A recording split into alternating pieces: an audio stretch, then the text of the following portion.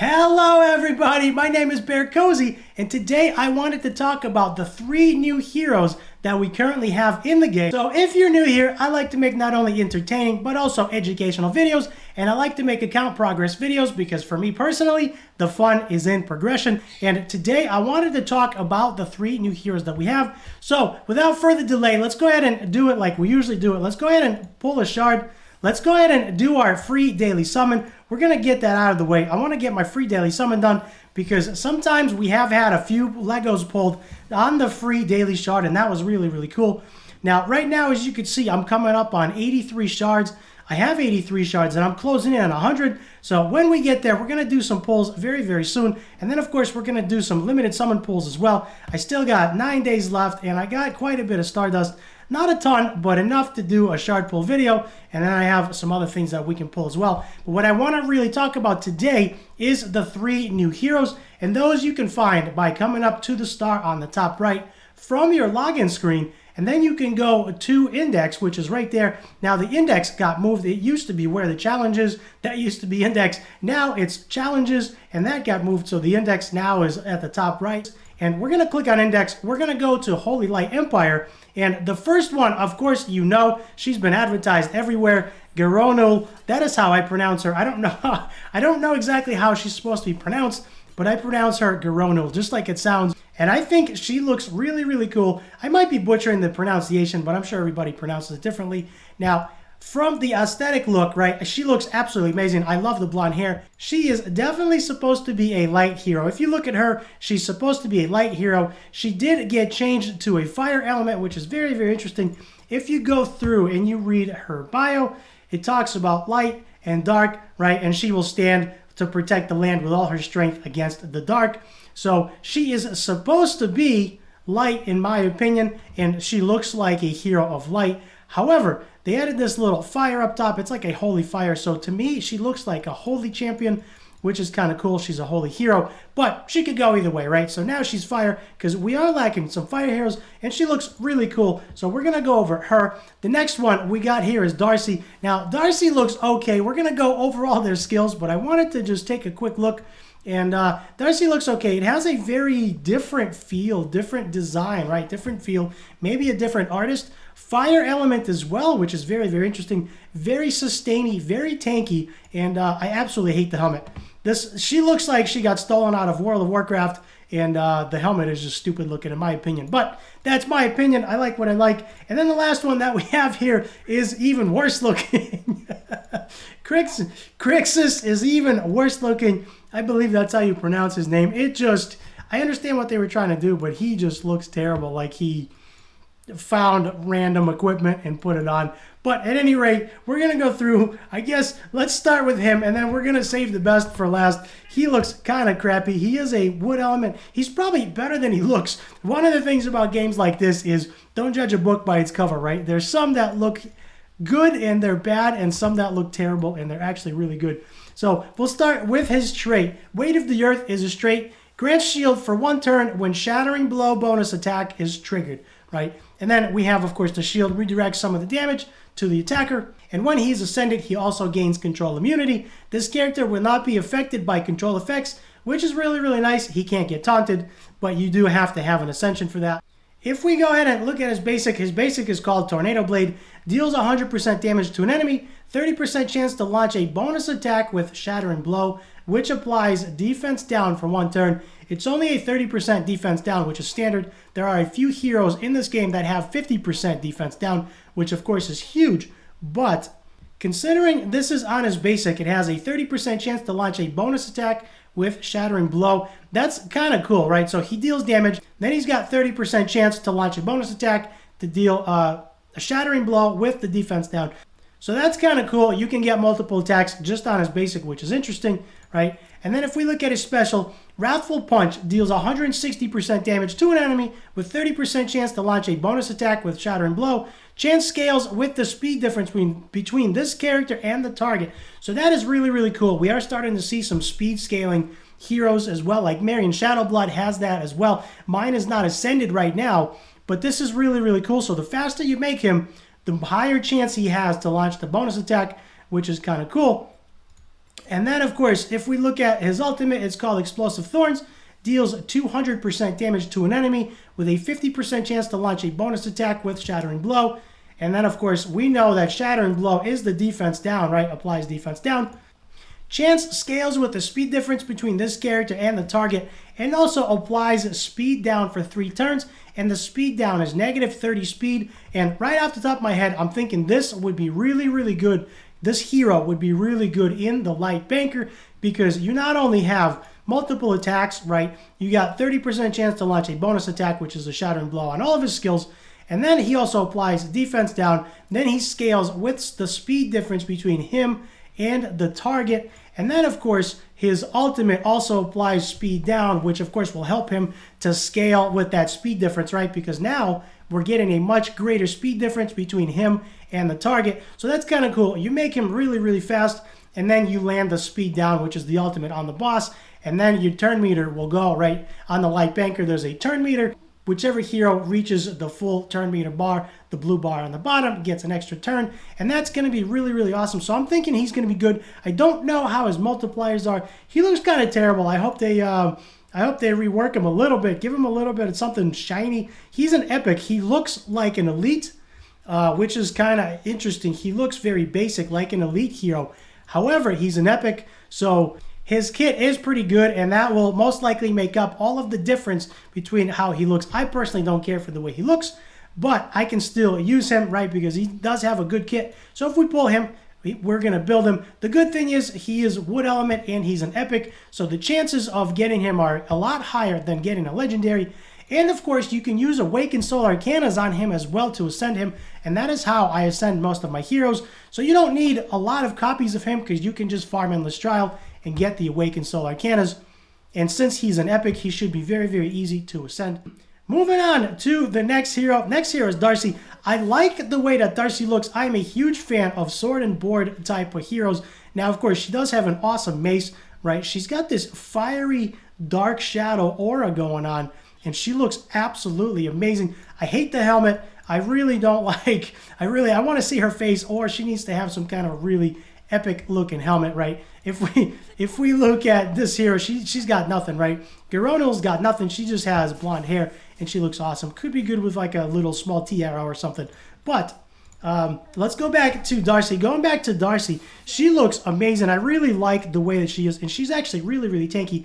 She's a fire hero. Her attack is S tier, which is very, very interesting, because if we look at her kit here in a second, you will see that she's a very defensive-based hero. I'm not really sure why her attack and not her defense or her health is S tier. That is kind of very, very interesting.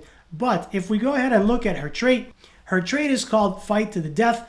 Grants 1 stack of Battle Spirit when attacking or taking damage with a maximum of 6 stacks. Battle Spirit, of course, is off to the left. Plus 5% damage, maximum 10 stacks. Now, the first thing I notice is on Ascended, she gains maximum 6 stacks, right? So that'll give you plus 30% extra damage, which is okay. When she is Ascended, that's when you can actually get her to a maximum of 10 stacks, which will give you plus 50% more damage. And that is very, very huge. And the Battle Spirit stacks happen not only on attacking, but also on taking damage. So that is very, very important, and that can scale very, very quickly, right? And then, of course, when she is Ascended, she gets immune. This character will not be affected by any negative effects, which is really, really cool. And that lasts for 1 turn, so that's kind of cool. That kind of helps out. And that is on her trait when she is Ascended.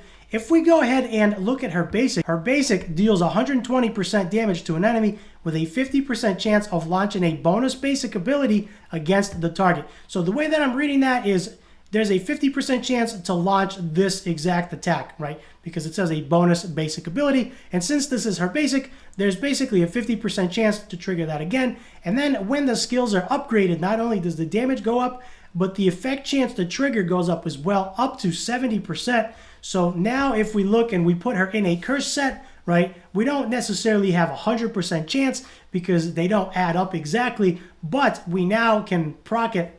But we do have a 70% chance to proc the basic ability off her skill, and then another 30% chance to proc it again off the curse set.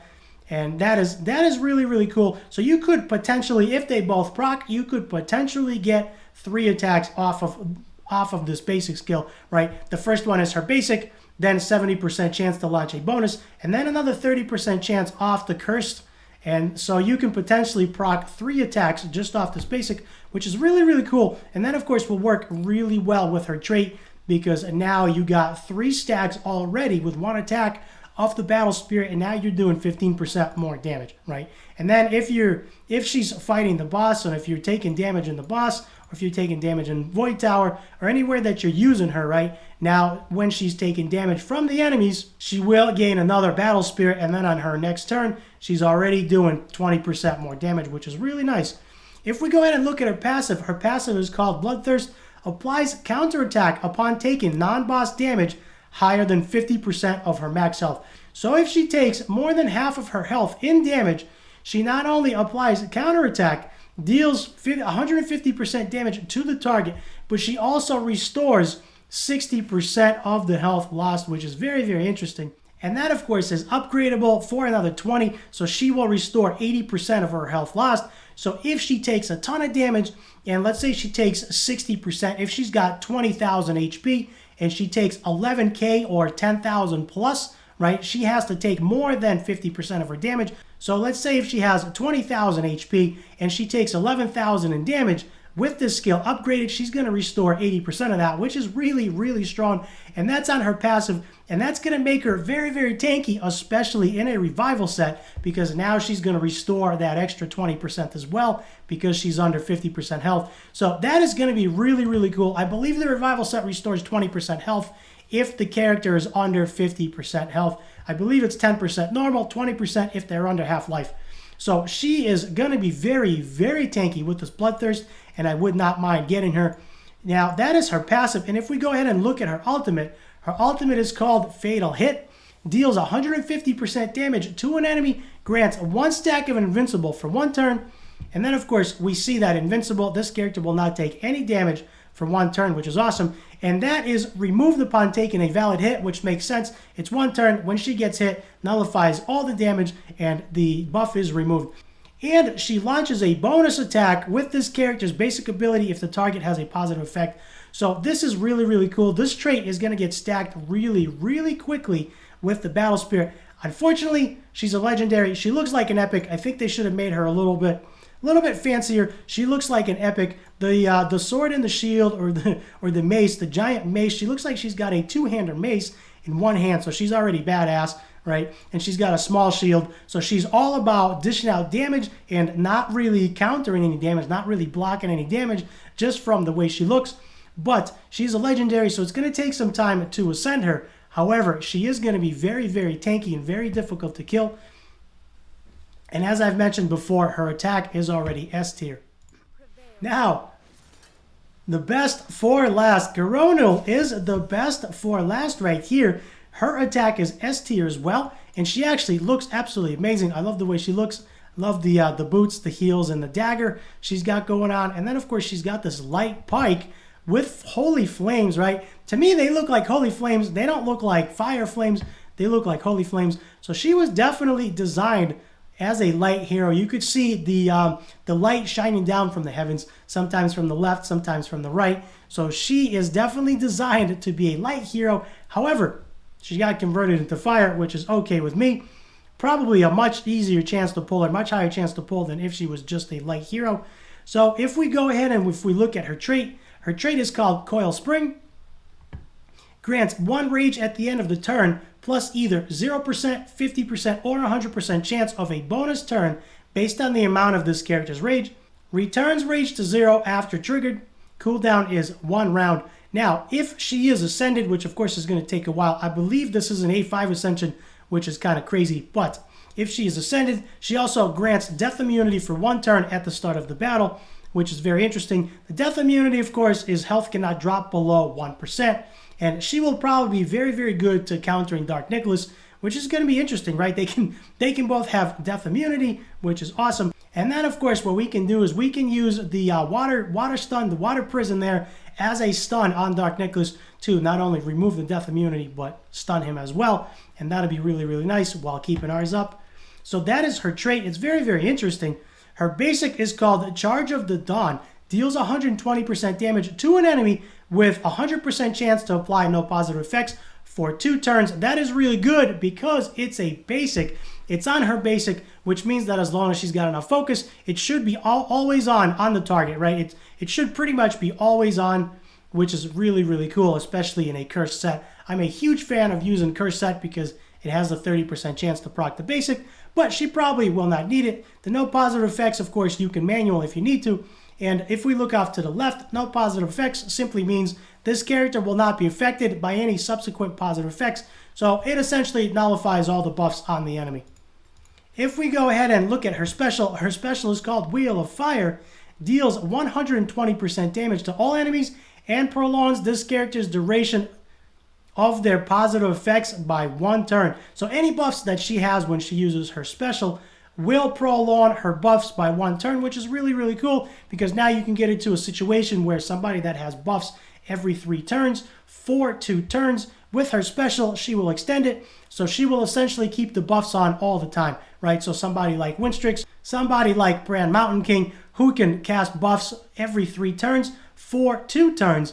With her special, she can extend it for 1 turn. So essentially, she will have buffs on every single turn that she takes, which is really, really cool. And then if we look at her ultimate's called Dawn of Fire. Now, of course, if you look at the picture, it's Holy Fire, so she's definitely supposed to be a light hero.